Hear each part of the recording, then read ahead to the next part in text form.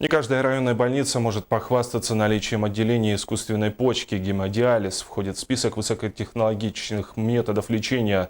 До 1991 года это была процедура, недоступна жителям Мирнинского района. Приобретение специального аппарата решило эту проблему. Теперь, спустя четверть века, районное отделение оснащено самым современным оборудованием.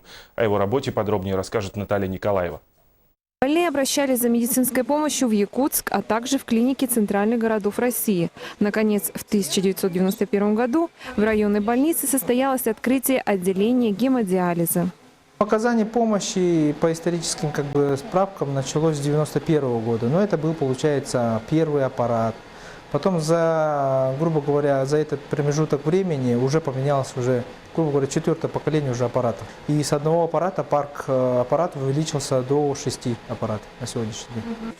В настоящее время на лечении программным гемодиализом находятся пациенты из Мирного и прилегающих к нему населенных пунктов. Отделение работает в 2 смены. За 12 часов на одном аппарате могут пройти лечение 2 человека. Таким образом, в течение суток 12 больных получают эту жизненно необходимую процедуру.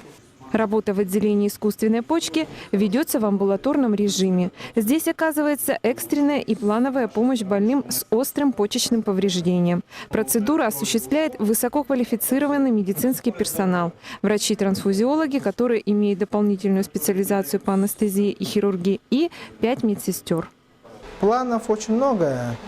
Первое, это получается все-таки из этого центра расширить и сделать центр хирургии гравитационной, то есть расширение спектра услуг это в направлении оказания помощи, то есть аппаратами плазмофореза, гемосорбции, ультрафиолетового облучения крови.